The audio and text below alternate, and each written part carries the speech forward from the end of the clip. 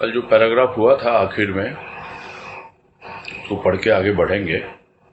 उसमें कहा गुरुदेव ने, भविष्य के लिए व्याकुल, वर्तमान में चिंता से आकुल, बीता वह भूत बन गया, अब वह क्या करे कि उसे शांति मिले।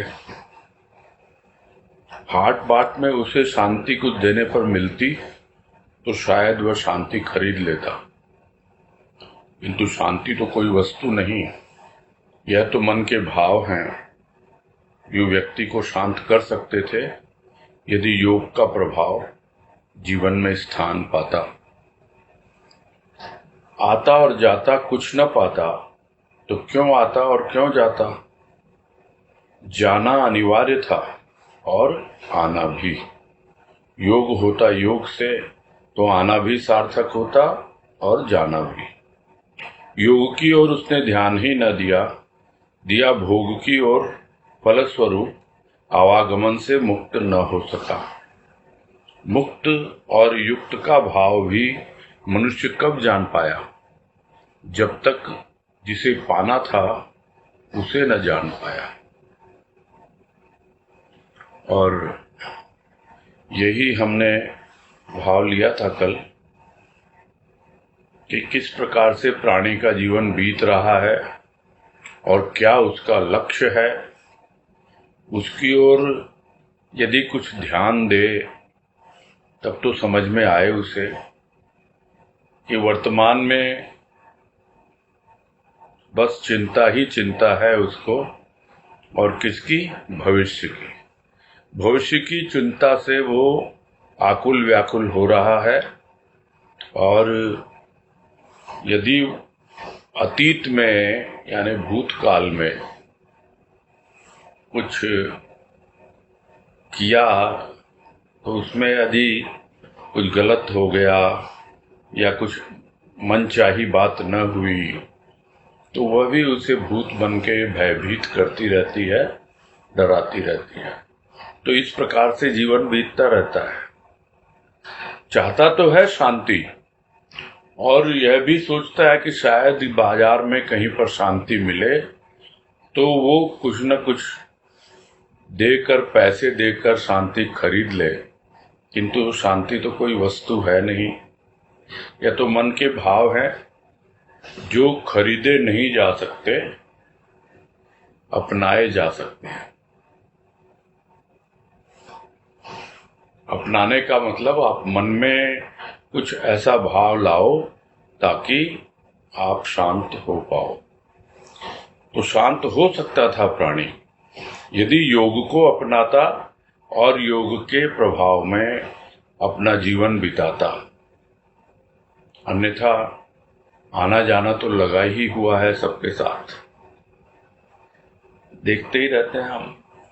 जो आया है उसको जाना है, यह सब भी बोलते रहते हैं। जाना भी आवश्यक है और आना भी। जाना तो सबसे ज्यादा आवश्यक है, क्योंकि कोई भी यहाँ पर परमानेंटली रह ही नहीं सकता है।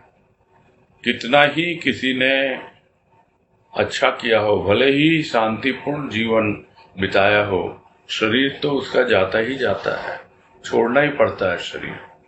ठीक है, उसकी बातें, उसके भाव, उसकी वाणी, उसका विचार यहाँ रह जाता है, किंतु शरीर को तो जाना ही पड़ता है।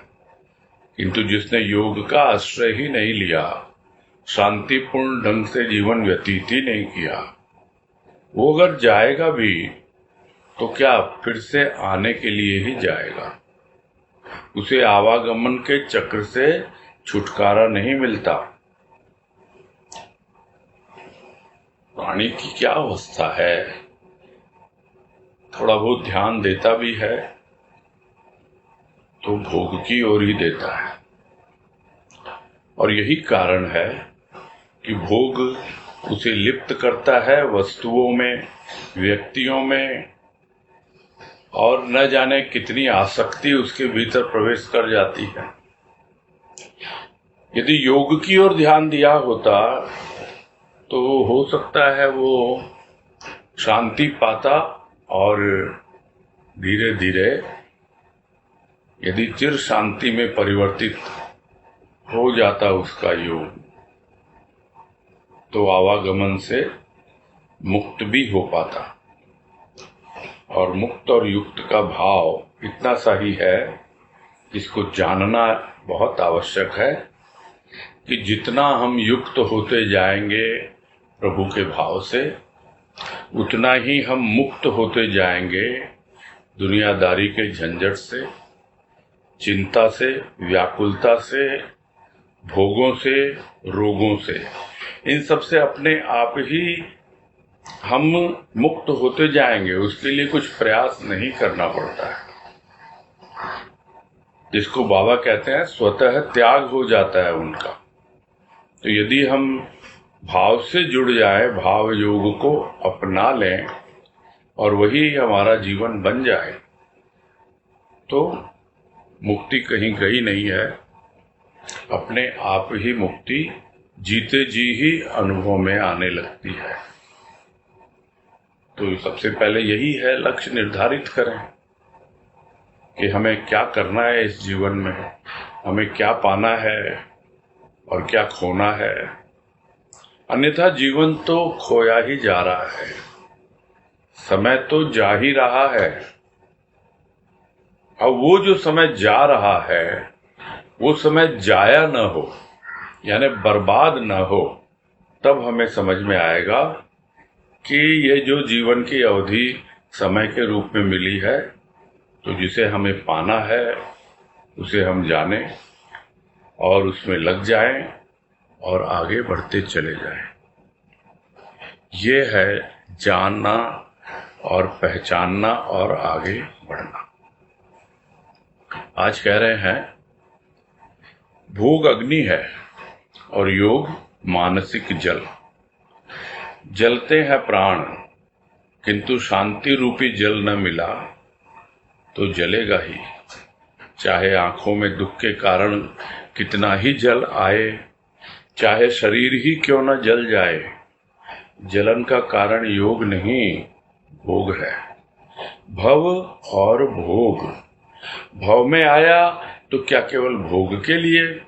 नहीं, नहीं नहीं, केवल भोग के लिए नहीं, योग के लिए। परम योगी की परम शांति देखकर भी मनुष्य ने केवल नमस्कार ही किया, योग का आश्रय न लिया। कांटों के गीत गाने वाले फूल की सुगंध से वंचित ही रहे। जीवन की अवधि आशा निराशा में बीती और चलते समय छटपटाते ही चले। दुख से उपराम पाने के लिए राम से योग न किया तो दुख चिरबंधु बनेगा ही। इसमें आश्चर्य क्या? क्या और क्यों प्रश्न ही बने रहते हैं जब तक इनका समाधान न किया जाए। समाधान क्या भोग करेगा? भोग जलन है, योग मिलन। पार्थिव वस्तुएं भोग की ओर आकर्षित करती हैं तथा योग का पथ योग कराता है, महायोग से, जहां परम शांति है। और उस एक ही बात को कितनी बार कितने तरीके से गुरुदेव समझाएं, और यही सोच रहे हैं कि मैं अगर समझाता हूं, कभी इस तरह है कभी उस तरह है, किसी न किसी तरह से तो प्राणी को समझ में आ जाए कि उसकी क्या अवस्था है और किस प्रकार का जीवन वो बिता रहा है। अरे भाई, भोगों में लिप्त हो तो भोग तो एक प्रकार की अग्नि है, जलते हैं भोग में, और वो जो जलन है वो इतने भीतर गहराई में है, आंखों से जल भी बहता है, किंतु वो दुख का जल होता है। वो दुख का जल भीतर की जलन को मिटा नहीं पाता। भीतर की जलन को मिटाएगा आंखों में जब प्रभु के भाव का जल हो, तब भीतर की जलन मिटती है, नहीं तो जलते रहते हैं प्राण और शांति रूपी जल मिलता ही नहीं। शांति योग से मिलती है, यह तो कितनी बार समझाएंगे, और यह फिर समझा रहे हैं। शांति रूपी जल न मिला तो जलेगा ही। और शांति रूपी जल मिलेगा योग से। अब दुख के आंसू बहाए जाओ। यदि योग को अपनाए, भाव से योग करे, तो आंखों में यदि थोड़ा जल आएगा भी ना, तो भीतर की जलन शांत होती है। यह भव है संसार। और चारों ओर दृष्टि दौड़ाएं तो भोग ही भोग दिखलाई पड़ता है। और जब अपने आप को देखते हैं तो भी हम सोचते हैं, अरे इस भाव में आया, संसार में आया तो क्या केवल भोग के लिए आया? अन्यथा सद्गुरु की शरण में आने के बाद कुछ हद तक तो भोग कम होता है। हम भोग को यही समझे, सीधी सीधी बात, सीधी सीधी भाषा में, कि यह कुछ और नहीं है। जो पार्थिव वस्तुएं हैं, जो भौतिक हमारे खेल हैं, यानी हमारी जितनी भी ज्ञानेंद्रियां, कर्मेंद्रियां जो भौतिकता में रमी रहती हैं, वही भोग है। और रमी ही नहीं रहती, आसक्त हो जाती है, यानी उसके बगैर रह ही नहीं पाती। तो यह है भोग की अवस्था। तो देख लें, हम अपना जीवन भी देख लें कि क्या हमारा जीवन पार्थिव वस्तुओं में ही लिप्त है? क्या केवल भौतिक वस्तुओं के बारे में ही हम सोचते हैं? क्या सिर्फ दुनियादारी, घर परिवार, सगे संबंधी, बस ये सब भोग में ही लिप्त करते हैं? तो भाव में क्या इसी के लिए आया है? नहीं, योग के लिए आया है। देखता है किसी परम योगी को, हम देखते हैं गुरुदेव को,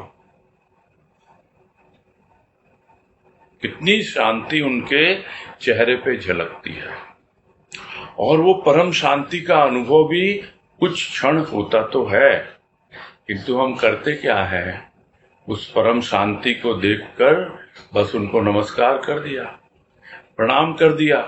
ज्यादा से ज्यादा ये करते हैं, गुरुदेव हम तुम्हारी शरण में हैं, हमारी रक्षा करना, जैसी भी स्थिति परिस्थिति हो हमको संभाल के रखना, इससे ज्यादा नहीं। जिस योग का आश्रय गुरुदेव ने लिया, यदि उस योग का आश्रय हम नहीं लेंगे तो बस सारा जीवन नमस्कार करते करते ही बीतेगा, इससे आगे बढ़ नहीं पाएंगे। यही कह रहे हैं गुरुदेव, मनुष्य ने केवल नमस्कार ही किया, योग का आश्रय नहीं लिया। और गीत गाए भी तो दुख के, अभाव के, कष्टों के, कांटों के। तो ये सब गीत गाने वाले कैसे सुगंध अनुभव कर पाएंगे उस भाव की, उस प्रेम की? हृदय का पुष्प जो प्रस्फुटित होता है भाव का संपर्क पाकर, कैसे उस पुष्प की सौरभ से परिचित होगा? खिलती हैं ये कलियां, किसी को संदेह होना ही नहीं चाहिए। और इसके बारे में विस्तृत जानकारी लेनी है तो आनंद पुष्प पुस्तक में गुरुदेव का लेख है। ये कलियां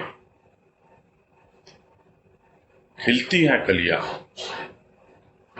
किंतु यदि कांटों के ही गीत गाते रहेंगे तो फिर न तो हमारे हृदय की कली खिलेगी और न ही हम कोई और महकता हुआ पुष्प है उसकी सुगंध का लाभ उठा पाएंगे।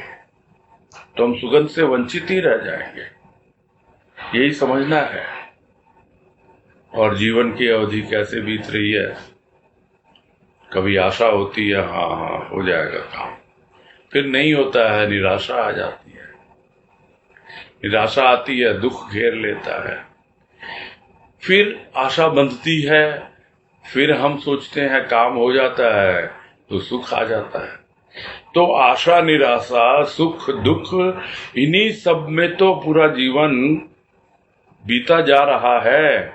और क्या होता है, जाते जाते बस तब ध्यान में आता है ये अब तो जाने का बेला आ गया, जाने की बेला आ गई, समय आ गया, अब तो जाना ही पड़ेगा। अब छटपटाता रहता है, हाथ मलता रह जाता है, समय निकल गया।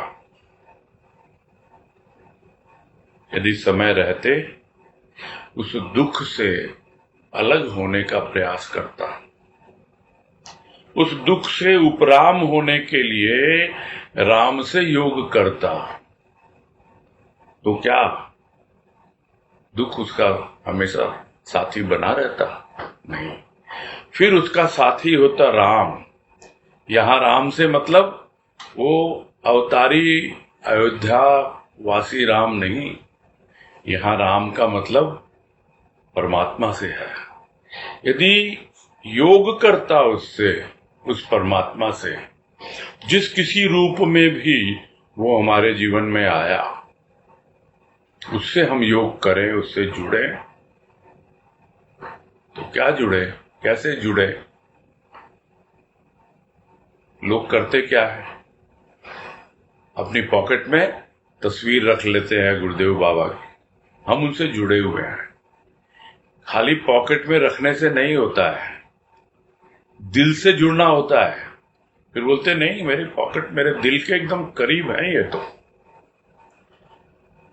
या कोई मैं मन से नहीं बोल रहा हूं, देखा है ऐसे लोगों को, बात की है ऐसे लोगों से, किंतु पता लगता है कि कितना उनका योग है गुरुदेव बाबा से। खुद को समझना है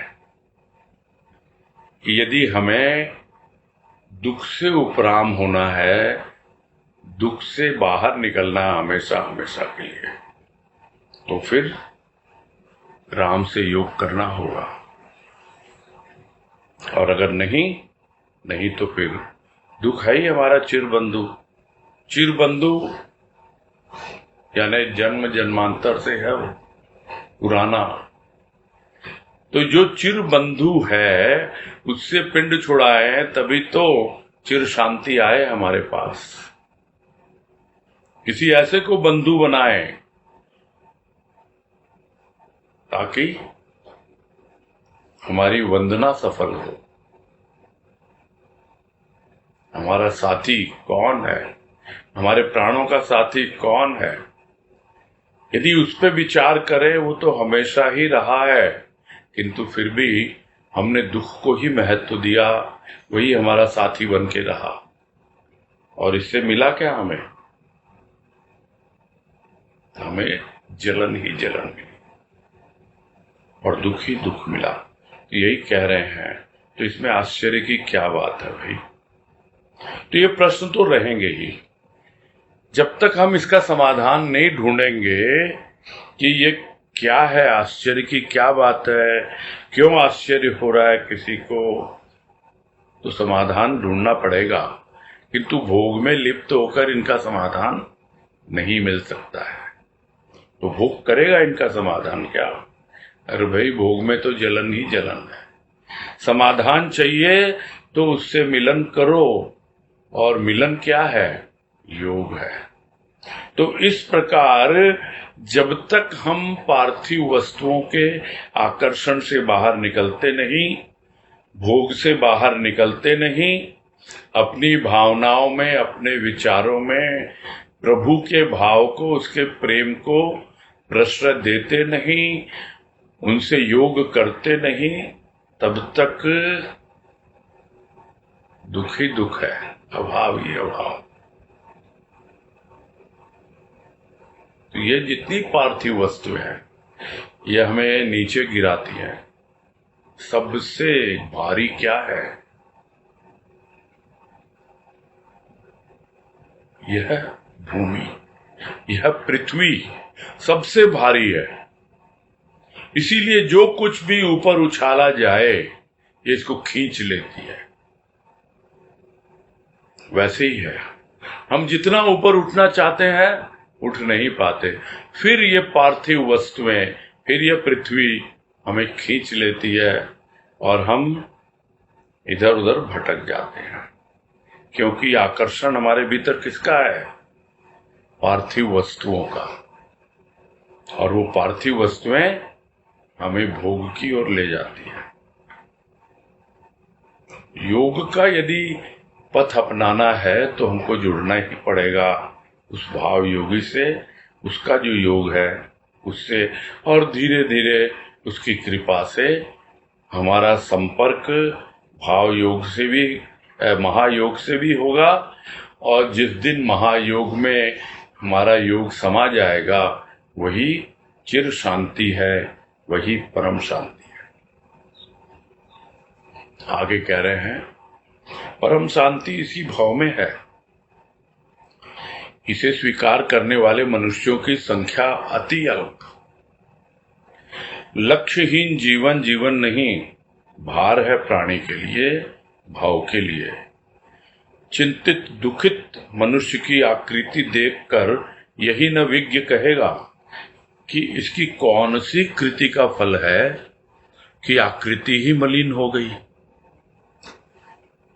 केवल भोगी नहीं, अहंकार का भार भी साथ ही लिए घूमता है। योग अनेक मानसिक शारीरिक रोग, अनेक मानसिक शारीरिक। योग होता तो यह मानसिक रोग तो न होता जो चिंता दुख आदि में बदल जाता है। कल्पना के चित्र धूमिल न पड़ते यदि योग का आधार होता। साधन न किया तन से मन से तो शांति कहां। परम शांति है इस भाव में ही है, इस संसार में ही है। तो ये सब तो सिर्फ बातें ही बातें हैं, बातों में क्या रखा है। तो सर्वप्रथम तो बहुत कम लोग हैं जो इस बात को मानते हैं कि आप जीते जी योग के द्वारा महायोग में समाहित हो सकते हैं।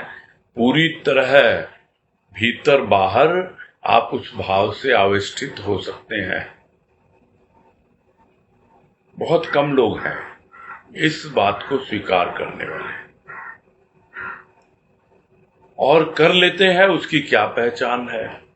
उसकी पहचान यही है कि आपके जीवन में परम शांति आती है, और ऐसी शांति आती है जो कभी खंडित नहीं होती है।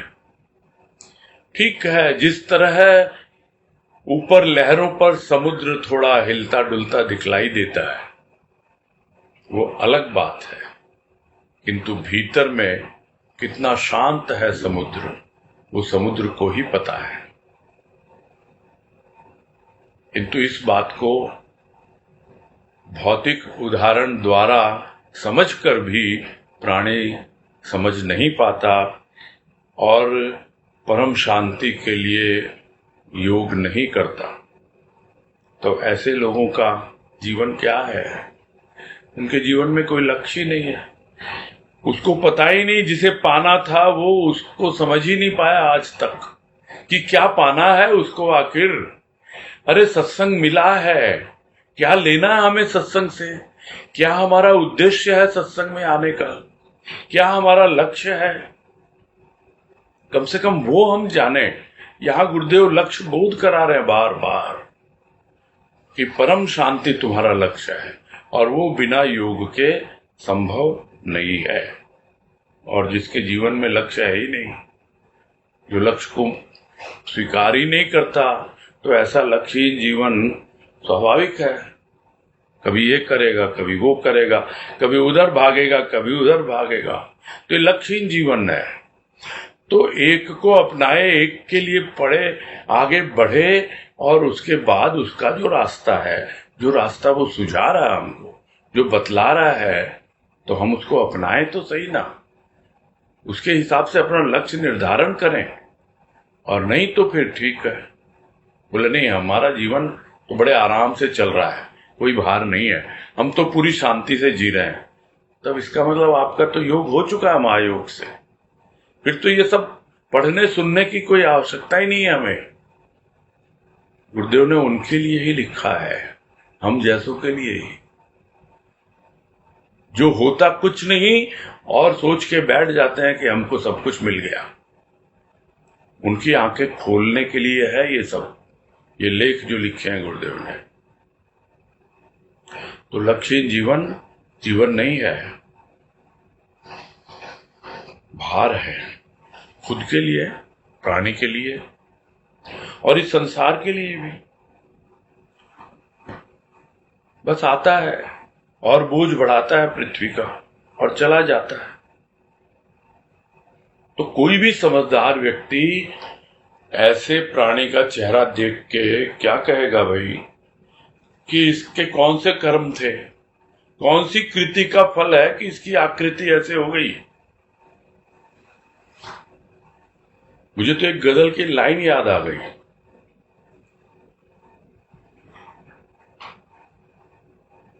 सीने में जलन आंख में तूफान सा क्यों है, सीने में जलन आंख में तूफान सा क्यों है, इस शहर में हर शख्स परेशान सा क्यों है, जहां कहीं देखता है हर शख्स परेशानी दिखलाई देता है। एक वाणी में भी कहा गुरुदेव ने, जिधर देखता हूं मलिन मुख। कारण क्या है? कारण एकमात्र बार बार समझा रहे हैं कि लक्ष्य बोध नहीं है, लक्ष्य के ओर आगे बढ़ नहीं रहा है, उससे योग नहीं कर रहा है, केवल भोग ही भोग को अपना के चलता है। इतना ही नहीं, अहंकार भी उसका साथ निभा रहा है। यही जीवन है। तो ऐसे व्यक्ति को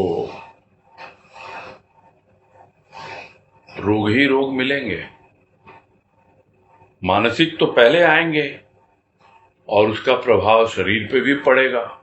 शारीरिक और मानसिक दोनों प्रकार के रोगों को लेके घूमता रहता है। बाहर अस्पतालों के चक्कर लगाता है और भीतर की शांति के लिए न जाने कितने तीर्थ करता है, कितने देवी देवताओं को मनाता है। बस इसी में लगा हुआ है प्राणी। योग को अपनाता, अरे योग को अपनाता तो मानसिक रोग कम से कम दूर हो जाता और शारीरिक रोग वो भी काफी कम रहता। शरीर उम्र के अनुसार बदलता है, वो एक अलग बात है, किंतु ज्यादातर रोग तो मानसिक ही होते हैं जो शरीर में प्रभाव डालते हैं। तो इस तरह से मानसिक रोग चिंता और दुख में भी जीवन व्यतीत करने के लिए बाध्य करते हैं और योग नहीं किया इसलिए रोगी बना घूमता रहता है। कभी कुछ कल्पना की होगी कि भगवान ऐसा होता है, कल्पना की होगी कि इतनी ये लोग भाव की बातें करते हैं, भाव ऐसा होता है, कैसा होता है। यह जो कल्पना में किसी के बारे में जो भी हमने चित्र बनाए हैं, जिनकी कल्पना की है, वो धूमिल नहीं पड़ते, उनका अनुभव मिलता। अभी कल परसों ही किसी ने प्रश्न किया था कि क्या हम कल्पना करना भी छोड़ दें? क्या गलत है कल्पना करना? सिर्फ अनुभव ही बहुत है। अनुभव यदि मिल भी जाए और हमारी कल्पना ही ना हो उसके बारे में, तो हम समझ ही नहीं पाएंगे। इसलिए कल्पना कुछ हद तक तो जरूरी है। और वो चित्र जो कल्पना में बनाए हैं हमने किसी के भी बारे में, चाहे परमात्मा के बारे में, क्या उसका रूप होगा, क्या उसका आकार होगा, स्थूल में कैसा, सूक्ष्म में कैसा, किस प्रकार से उसका प्रभाव हमारे भीतर पड़ता है, तो वो धूमिल नहीं पड़ते यदि योग का आधार लेता। तो यदि भाव का आधार लेता, उस भाव के आधार से धीरे धीरे अपने मन बुद्धि चित्त अहंकार को निर्मल करता, तो कल्पना अनुभव में अवश्य ही रूपांतरित होती, रूप बदलता, मन का रूप बदलता, बुद्धि का रूप बदलता, सबका रूप बदलता भीतर का। अब साधन नहीं किया तो क्या करे कोई, हम लगा ही नहीं उस राह पर, तो कल्पना के चित्र जो है वो धूमिल पड़ने लग जाते हैं। साधन नहीं किया, न तन से किया न मन से किया। अब शांति की बात करो तो क्यों करो, कैसे करो, है ही नहीं शांति यदि उस राह पे आगे नहीं बढ़ा। आगे कह रहे हैं, साधन की भिन्नता के कारण योग का नामकरण भिन्न हो जाता है। प्रथम योग की ओर ध्यान ही कितने व्यक्ति करते हैं। कुछ करते हैं तो उनकी प्रणाली भिन्न होती है। सहज योग को तो योगी योग ही नहीं मानते। उनका योग तो कुछ ऐसा होना चाहिए जिसमें काया कष्ट अधिक हो। योग के लिए श्मशान सेवी भी योगी होते हैं। भूत की कल्पना तथा भूत को सिद्ध करने में यदि पंचभूत धारण करने वाला व्यक्ति लगा तो उसने व्यर्थ ही पंचभूत धारण किया। शरीर भस्मीभूत हुआ, अब भूत कहां से पैदा हो गया? वारे मनुष्य की कल्पना, भूत भूत भूत ही उसे श्मशान में दिखाई देता है। कल्पना भगवान की न की, यदि करता तो सभी स्थान उसके लिए तीर्थ स्थान बन जाते। भूत की कल्पना केवल श्मशान में ही नहीं करता, अन्य स्थानों में भी वह भूत देखता है। योगी भूत को सिद्ध करना चाहता है, यह तांत्रिक है, यह योगी है।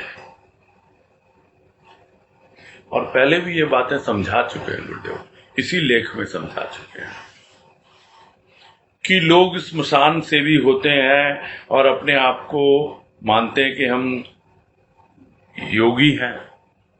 तो जो तांत्रिक योगी होते हैं उनका आधार तमोगुण होता है, उनकी जो भी साधना होती है वो तामसिक होती है, और वो साधना की भिन्नता के कारण ही अलग अलग नाम हुआ है योगों का।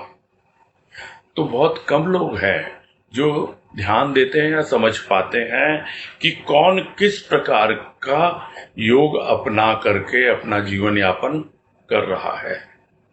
तो प्रथम तो योग की ओर ही ध्यान नहीं जाता लोगों का कि अरे भाई योग करना है क्या, किससे जुड़ना है मुझे, योग योग। और आजकल तो इतना ज्यादा कंफ्यूजिंग हो गया है योग, और उसका नाम भी योगा कर दिया गया है। तो लोग यही समझते हैं कि योगा ही योग है, और उसमें जो भी शारीरिक क्रियाएं होती हैं, जिसको हमारे भाई साहब एक कह रहे थे कि वो सर्कस है। अब वो सर्कस है या क्या है मालूम नहीं, किंतु जब योग को अपनाएगा, सहज योग को अपनाएगा, भाव योग को अपनाएगा, तो सर्कस हो या ना हो वो तो शरीर के खेल है। वाणी का तर्कश कुछ ऐसा चलेगा, उस तर्कश से कुछ ऐसे तीर निकल के भाव लेके आएंगे भीतर, जो ऐसे चुभ जाएंगे कि हम रोक नहीं पाएंगे अपने आप को। समझ लेंगे कि हाँ अब मेरा योग हो गया है उस वाणी के साथ, मेरा योग हो गया उस भाव के साथ जो उस वाणी में निहित है। नहीं तो प्राणी हमेशा कंफ्यूज्ड ही रहता है कि मेरा उससे योग हुआ है कि नहीं हुआ है। तो उसकी ओर ध्यान बहुत कम देने वाले हैं। जो सिर्फ शारीरिक क्रिया करते हैं उसके लिए लोग समझते हैं कि ये योगी है। सहज योग को तो योग मानते ही नहीं कोई, कि योगी योग नहीं मानते। वो योगी जो अपने आप को तथाकथित योगी हैं, वो कि एक ही पद्धति अपना ली, या तो हम कुछ कठिन साध्य कर रहे हैं, कुछ कष्ट साध्य, जो पहले भी बताया कि काया का कष्ट है। तो सबकी अपनी अपनी प्रणाली है, ये क्यों नहीं समझते? सबका अपना अपना तरीका है। ये जो भाव योग है ये बड़ा ही सहज योग, बड़ी ही सहजता से अपने जीवन में हम इसको उतार सकते हैं। तो इस योग को तो जो तथाकथित योगी है योग मानते ही नहीं है। उनके अनुसार तो योग कुछ ऐसा होना चाहिए जिसमें काया का कष्ट अधिक हो। और फिर वही बात है, स्मशान में भूत का कर रहे हैं आप, हैं से रहे हैं भूत को, उससे योग कर रहे हैं। भूत है क्या? यह जो भूत की कल्पना है और उस भूत को सिद्ध करने में प्राणी लगा हुआ है। अरे इसीलिए क्या शरीर धारण किया था। यह जो पंच भौतिक शरीर है, पंचभूत को धारण करने वाला व्यक्ति यदि इसी में लगा हुआ है तो फिर उसने व्यर्थ ही बेकार यह शरीर धारण किया। इन पंच भौतिक शरीर की उसने बिल्कुल ही लाज नहीं रखी, व्यर्थ है। और यह सब करते करते न जाने कब जीवन बीत जाता है। अरे जो इस संसार को छोड़ के चला गया, उसका शरीर मिट्टी की तरह पड़ा हुआ है। लोग आते हैं श्मशान में, उस शरीर को अग्नि देते हैं, वो शरीर भस्मीभूत हो जाता है, तो सब कुछ तो नष्ट हो गया। तो भूत पैदा कहां से हो गया, ये पता नहीं क्या कल्पना करते हैं लोग। इसीलिए गुरुदेव कह रहे हैं, वारे मनुष्य की कल्पना, भूत भूत भूति उसे श्मशान में दिखलाई देने लगा। और इसलिए उसी में लग जाता है, क्योंकि कल्पना वही करता है। तो जो जैसी कल्पना करेगा वैसा ही उसको अनुभव मिलता है।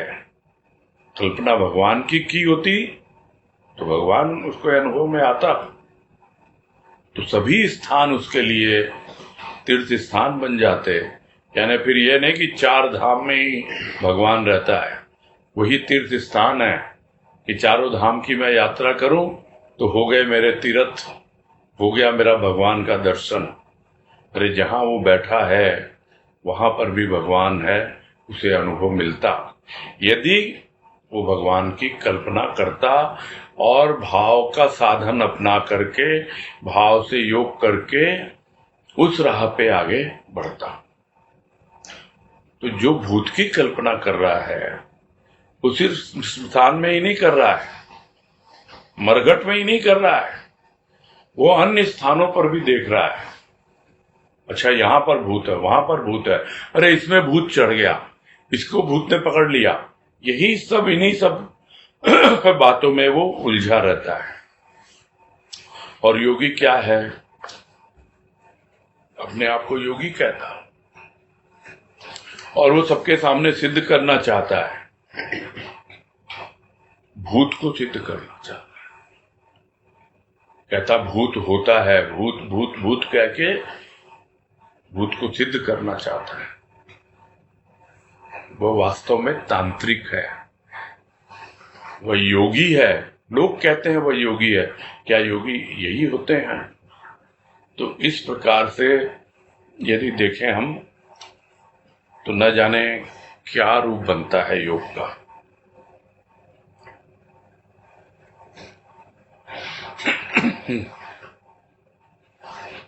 आगे कह रहे हैं,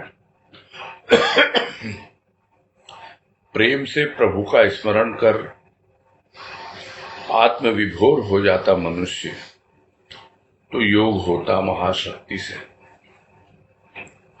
न भूत की साधना करनी पड़ती और न श्मशान का सेवन करना पड़ता। न जाने मनुष्य की कैसी दुर्बुद्धि है कि वह सरल मार्ग को न अपनाकर इन टेढ़े मेढ़े रास्तों को अपनाने का प्रयास करता है। एक और माला लेकर भक्त कहलाने के फेर में मनुष्य लगा है और दूसरी ओर श्मशान सेवी बनकर सिद्ध पुरुष बनना चाहता है। मन के खेल अनोखे, इंद्रियातीत कहकर मनुष्य ने उसे अति दूर किया या कष्ट साध्य, यह विचारणीय है। सीधा साधा रास्ता है, प्रेम से प्रभु का स्मरण करो, उसके भाव में डूब जाओ, पूरी तरह आत्मविभोर यदि हो गए उसकी कृपा से, तो अपने आप ही उस महाशक्ति से हमारा योग हो जाता। हो सकता है हमें उस अवस्था में क्षणिक शांति का अनुभव मिले, किंतु धीरे धीरे साधन अपनाने से, साधना करने से वो क्षणिक शांति भी चिर शांति की ओर आगे बढ़ने लगती है, चिर शांति में परिवर्तित होने लगती है। तो यदि यह कार्य वो अपना लेता तो क्या उसे भूत की साधना करनी पड़ती? क्या उसे स्मशान सेवन करना पड़ता? किंतु क्या किया जाए, भिन्न भिन्न लोगों की भिन्न भिन्न रुचि है और भिन्न भिन्न उनकी प्रणाली है। तो करे तो कोई क्या करे, यह तो मनुष्य की दुर्बुद्धि है, यानी कुछ ना उसे समझ है, और अगर थोड़ी बहुत बुद्धि है भी तो गलत कार्यों में लगा दी। दुर्बुद्धि मतलब बुद्धि का प्रयोग तो करता है किंतु गलत कार्यों में कर रहा है। जो मनुष्य की दुर्बुद्धि है कि जो एकदम सीधा साधा सरल मार्ग है, जो एकदम सहज योग है, उसको न अपनाकर वो टेढ़े मेढ़े रास्तों को अपनाता है, समझ नहीं पाता है। क्योंकि सीधा साधा रास्ता क्या है उसे समझना आसान नहीं है, किंतु जो समझ जाता है वो टेढ़े मेढ़े रास्तों को छोड़ देता है। सीधा सरल रास्ता हम यदि समझना चाहें तो मैथमेटिक्स के आधार पर, ज्योमेट्री के आधार पर बड़ा आराम से समझ सकते हैं। दो बिंदुओं के बीच में कोई दूरी है, एक बिंदु परमात्मा है और एक बिंदु पे हम हैं। दोनों के बीच में जो दूरी है उसको यदि हम तय करना चाहते हैं तो कौन सी रेखा उन दो बिंदुओं को जोड़े ताकि कम से कम दूरी में वो तय हो जाए, समय कम से कम लगे। तो हर कोई यही कहेगा कि वो है सरल रेखा, यानी सीधी रेखा। वक्र रेखा पता नहीं कहां से कहां जाएगी, किधर घूम फिर के भी वो पहुंच पाएगी कि नहीं पहुंच पाएगी, या रास्ता भटक जाएगी वो रेखा, यह भी किसी को पता नहीं है। तो जो सीधा और सरल मार्ग है उसको नहीं अपना करके जो टेढ़े मेढ़े रास्तों पे चल पड़ता है, उसको गुरुदेव यही कहते हैं कि प्रभु इनको सद्बुद्धि दे, ये समझ नहीं पा रहे हैं ये क्या कर रहे हैं। जब सद्बुद्धि आती है तभी प्राणी सहज और सरल मार्ग पे आगे बढ़ता है। तो ये ऐसे लोग क्या है, दो प्रकार के। एक तो वो लोग हैं जो अपने आप को भक्त समझते हैं और बस माला फेरते रहो, नाम जपते रहो, टीका तिलक लगा लो, मंदिर जाओ, या कुछ भी जो ऊपरी जो उपचार हैं वो सब कर लो। तो भक्त कहलाने के फेर में पड़ा हुआ मनुष्य। और दूसरे ये लोग हैं जो स्मशान में जाते हैं और अपने आप को सिद्ध पुरुष कहलाने के लिए या बनने के लिए, तो एक और भक्त कहलाने के फेर में है और दूसरा सिद्ध पुरुष बनने के फेर में है। तो सबके अपने अपने मन की अवस्था है। तो मन के खेल तो अनोखे हैं, इसमें कोई संदेह है नहीं। अलग अलग मन की क्या बात करें, हमारे अपने एक इंडिविजुअल के, व्यक्ति विशेष के ही मन की अवस्था, उसके खेल जब हम देखते हैं तो कितने खेल दिखलाता है। तो मन के खेल तो अनेक हैं, बड़े अनोखे अनोखे खेल हैं। तो किसी का मन सिद्ध पुरुष बनना चाहता है, भूत की कल्पना करता है, उधर पहुंच जाता है। और किसी का मन भक्त कहलाने को करता है, वो हाथ में माला ले लेता है, नाम जप करता है, मंदिरों के चक्कर लगाता है, तीर्थाटन करता है। किंतु जिससे योग करना चाहिए, जिस भाव को अपनाना चाहिए, जिस भाव से योग होना चाहिए, वो नहीं होकर के इन्हीं सब में लगा हुआ है। अनोखे खेल है मन के। तो यदि किसी से बात करो, बोले इतना आसान थोड़े है भाई, उसको तो इन इंद्रियों के द्वारा तो जाना ही नहीं जा सकता है। वो तो इंद्रियातीत है, यानी इन इंद्रियों से परे है। तो यह कह के बस वो तो बहुत दूर है, अरे वो तो सातवें आसमान में रहता है। अरे कौन सा आसमान, कहां आसमान? फिर भक्त कैसे बोलते हैं कि वो मेरे हृदय में रहता है? क्योंकि उन्होंने उस आकाश की अनुभूति अपने घट में की है, और उसको वो घटाकाश कहते हैं। तो घटाकाश में जब अनुभव में आ जाएगा, तब वो अति दूर नहीं होगा। नहीं तो हम समझेंगे कि वो इंद्रियातीत है।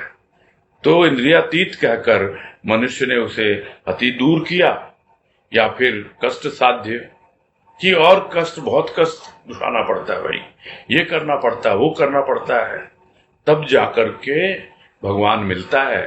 तुम सोचते हो घर में बैठे बैठे, गृहस्थ में रहते रहते, बस थोड़ा बहुत भाव में उसका सुमिरन करते, सत्संग करके, और वो मिल जाएगा। अरे कष्ट उठाना पड़ता है, बहुत कठिन है भगवान को पाना। तो क्या किया उसने?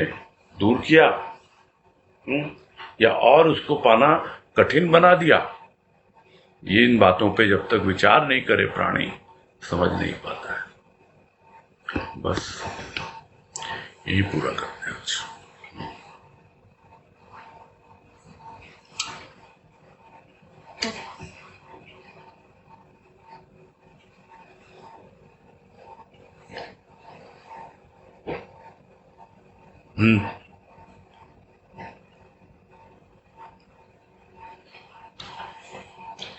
बोलो तनुश्री। प्रणाम भैया। हाँ बोलो। ये जो बीच में बात आई थी कि रोग जो होता है वो शरीर में भी मन की वजह से लगता है, तो हाँ हाँ। क्या हम मन के द्वारा मतलब उसको ठीक भी कर सकते हैं?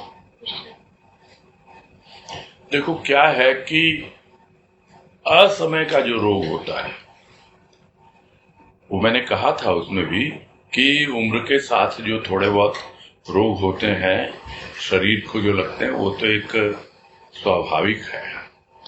थोड़ा कम किसी को, थोड़ा ज्यादा। किंतु मन को यदि रोग लग जाए तो असमय रोग लग जाता है, जो हम देखते हैं चारों तरफ देखते हैं। किसी का उदाहरण देने की जरूरत नहीं है, हमारे अगल बगल अड़ोस पड़ोस में मिल जाएंगे लोग। तो वो मन के कारण ज्यादा रोगी हुए हैं। शरीर का थोड़ा ध्यान रखें और मन का बहुत ज्यादा ध्यान रखें, तब जाकर के हम शरीर के रोग से भी काफी हद तक निजात पा सकते हैं, क्योंकि वो प्रिवेंटिव एक्शन होगा। क्यूरेटिव एक्शन थोड़ा थोड़ा होता है, बहुत ज्यादा नहीं होता है। एक बार अगर रोग पकड़ ले शरीर को, तो शरीर का उपचार कराना पड़ता है। किंतु यदि मन हमारा स्वस्थ है तो स्वाभाविक है, हम मस्त हैं। लोग एक स्लोगन चलता रहता, देखता रहता हूं, सुनता भी रहता हूं, स्वस्थ रहो मस्त रहो। तो ये स्वस्थ कहां है? क्या शरीर का स्वास्थ्य ही मस्त रहने के लिए पर्याप्त है? नहीं। ऐसे बहुत देखे जाते हैं जिनका शरीर सौष्ठव बहुत बढ़िया, बॉडी बिल्डर है, कसरती हैं, तो क्या मन जो है, कहने को लोग कहते हैं healthy mind resides in a healthy body, किंतु मेरे हिसाब से यदि आपका माइंड हेल्दी है तो आपको काफी हेल्प मिलती है एक हेल्दी बॉडी के लिए। हाँ, ऑब्वियसली समय निकलेगा, उम्र होगी तो उसका प्रभाव तो पड़ेगा ही, उस वक्त आपको ध्यान रखना है। ठीक है, एक क्वेश्चन और था। अभी कतार है लंबी, आप बाद में करिएगा। हाँ जी। हाँ, अभी नए नाम दिख रहे हैं, कनिष्का खेतान नाम दिख रहा है। आप जरा अपना परिचय भी देंगे? परिचय तो उसकी दादी बोल रही है ललिता खेतान, कनिष्का की दादी बोल रही है जी। हरिओम का नाम दिया। ललिता खेतान बोल रहे हैं क्या? अच्छा अच्छा, वो कनिष्का का नाम मुझे पता नहीं। हाँ, हरिओम हरिओम हरिओम बोल। हाँ, हरिओम हरिओम बोलिए। हाँ, क्योंकि ऐसे बहुत साल हो गए सत्संग में जाते हुए। सुन रहे हैं ना? हाँ, सब सुन रहा है, बोलिए। बहुत साल हो गए जाते हैं, लेकिन ऐसे ही लग रहा है कि कृपा तो बहुत अधिक बरसती है। हर कार्य साथ में रहते जाना है कि अंदर के है ना, वो आत्म साक्षात कैसे ऐसे अधिक से अधिक का ऐसा लग रहा है कि प्रौढ़ अवस्था आ गई, तो अधिक से अधिक के हाथ में आत्म साक्षात उसमें तो देखो, आपका लक्ष्य अगर होगा, आप भाव से योग करके आगे बढ़ोगे। यही सब समझा रहे हैं गुरुदेव कि आपने भाव योग को अपनाया है। और भाव योग से आप आगे बढ़ोगे तो महायोग में अब पहुंच ही जाओगे। और जो महाशांति या चिर शांति या महाशक्ति से मिलन, ये सब एक ही बातें हैं। ये आत्म साक्षात्कार भी वही बात है, उसका अलग अलग नाम है, किसी भी रूप में आप समझ लें। हम उसको अज्ञात शक्ति महाशक्ति कह करके, वो हमारे लिए क्या कहें, उसको अस्पृश्य बना रहता है। यानी कहते हैं हम कि भाई उसको कोई छू नहीं सकता, बिल्कुल नहीं छू सकता, बिल्कुल नहीं छू सकता, मानता हूं मैं। लेकिन वो तो हमको छू सकता है ना, वो तो हमको छू सकता है ना। वो आया है हमारे जीवन में, भाव बन के आया है, वो भाव हमको छूता है, हमको पता लगता है कि भाव किस प्रकार हमें छू रहा है। तो वो जो स्पर्श हमें मिल रहा है भाव का, वो कौन है? वो खुद ही है। वो हमें बुला रहा है। वो एक दिन हमें जरूर उस अवस्था तक पहुंचाएगा जिसको अभी तक हम महाशक्ति अज्ञात शक्ति बोलते हैं। वो जरूर उसमें हमको समाहित करेगा, वहां पहुंचाएगा। और इस बिल्कुल विश्वास के साथ आगे बढ़ेंगे तब ये भीतर की यात्रा है ना। सारे कार्य वो करता है, आपने कहा सब कार्य वो करता है, तो इसमें भी जरूर मेरा मानना तो यही है कि जरूर सफलता मिलती है। एक प्रश्न ऐसे आ रहा है कि आपकी अच्छी भी होती है। आपकी आवाज थोड़ी डिस्टर्ब होने लग गई। आप स्पीकर चालू कर रखा होगा मुझे लगता आपने। थोड़ा स्पीकर अच्छी भी आती है और ये भी आती है गलत भी। जैसे क्या चीज? प्रेरणा खूब अच्छी भी आती है वो देता है, और ये संसारिक भी आती है, माया भी आती है। हाँ जी। तो इसमें कैसे इसको हटाना पड़ेगा? नहीं, हटाने की जरूरत नहीं है ना। आप उसमें जितना ज्यादा जुड़ते जाओगे आप भाव से, तो अपने आप अभाव दूर हो जाते हैं। करना कुछ नहीं पड़ता, स्वतः है होता है। जो बाबा की जो थ्योरी है स्वतः त्याग, वो यही है कि स्वतः होता है। आप भाव से जितना जुड़ोगे अभाव उतना ही दूर होता चला जाएगा। आप जितना आध्यात्मिकता से जुड़ोगे भौतिकता उतनी ही दूर होती जाएगी, कम होती जाएगी, आपसे अपने आप होगी। कुछ उसके लिए ये पूछना चाह रही हूँ कि जैसे सामने बैठने के लिए आपने उसको बोला, मेरी गांठ एकदम सीधे तो मैं ना उनके सामने जो भी प्रश्न रखती हूँ वही वाणी आती है, तो ये सब ठीक है? नहीं, भाव पे ज्यादा जोर दो, ऊपरी चीजों पे ज्यादा जोर मत दो। मेरा तो सबको यही कहना होता है, आप अपने भीतर के भाव पे दो। जो भी भाव आपको अनुभव में आते हैं वो ज्यादा महत्वपूर्ण है। जैसे भी भीतर का भाव रहता है ना, उसी पे वो शब्द वाणी निकलती। नहीं ठीक है, आप उस पर चिंतन मनन करो, यही है तरीका तो, है ना। ठीक है। ठीक है, हरिओम। हरिओम। हाँ, अजय बंसल।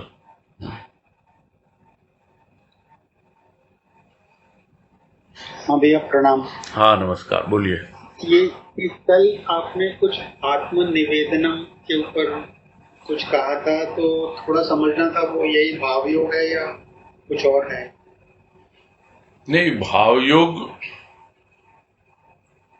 का रूप तो थोड़ा अलग होता है।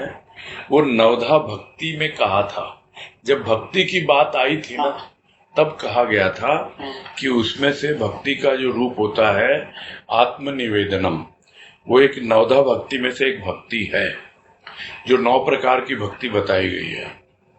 तो हम उस पे जब फोकस करते हैं कि जैसा कुछ भी मैं हूं, मैं तुम्हारे सामने हूं, और अपना अच्छा बुरा जैसा भी है वो सब कुछ उसके चरणों में उड़ेल लिया, बिल्कुल खाली हो जाना है। देखिए, प्रयास करके देखिए, खाली होते हो क्या। आप क्या चाहोगे? आप चाहोगे कि जो भी अच्छी अच्छी चीजें है ना, वो तो मेरे पास रह जाएं, और जो निरर्थक है बस वही जाए। मतलब आप चूजी हो जाते हो, आपकी चॉइस हो जाती है। ऐसे नहीं होता है। आत्मनिवेदन का मतलब टोटल सरेंडर, पूरी तरह छोड़ दो। अब आप ध्यान ही मत दो। जो आपको लगता है कि आपके लिए वो अच्छा है और वो उसको लेना चाहता है, फिर बच्चे को तो खिलौना बहुत अच्छा लगता है, किंतु क्या कहते हैं पेरेंट्स कि कब तक खिलौने से खेलेगा, कुछ और उसको आगे बढ़ाते हैं ना। वो समझ नहीं पाता। जिस चीज को हम अपने लिए अच्छा समझते हैं, उपयोगी समझते हैं, वो हमारी बच्चा बुद्धि है, एकदम बालक बुद्धि है वो। हम उस पर छोड़ेंगे तब समझ में आएंगी ये सब बातें। तो फिर उसकी मर्जी है, क्या लेता है क्या छोड़ता है। ये है आत्मनिवेदन। और भाव के द्वारा करेंगे तो बहुत आसान हो जाएगा।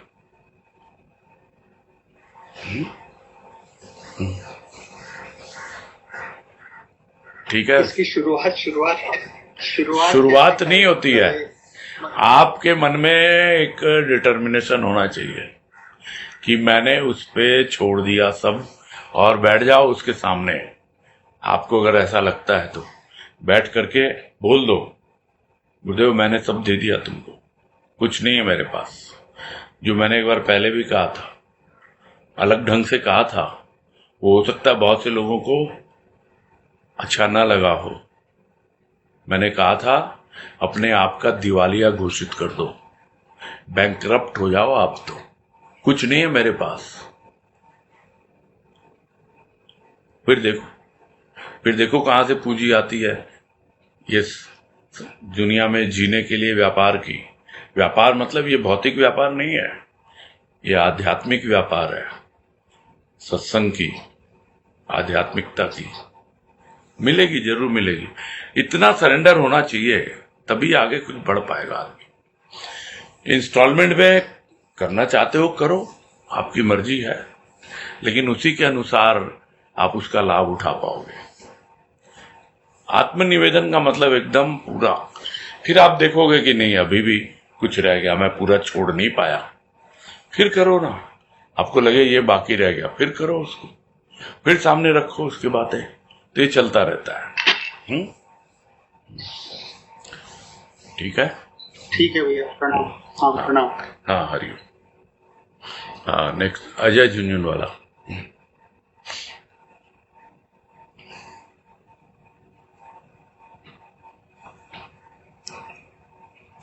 हाँ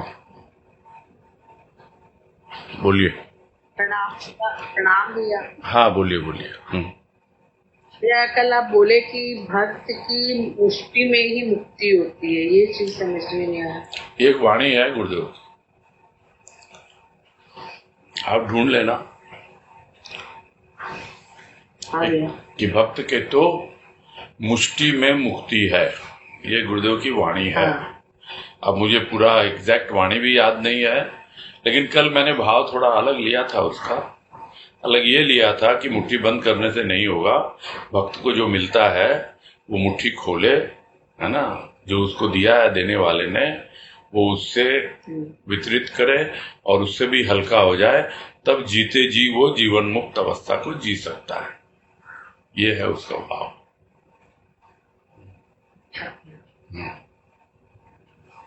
ठीक है भैया, प्रणाम भैया। हाँ, हरिओम हरिओम। चलो फिर पूरा किया जाए। हाँ।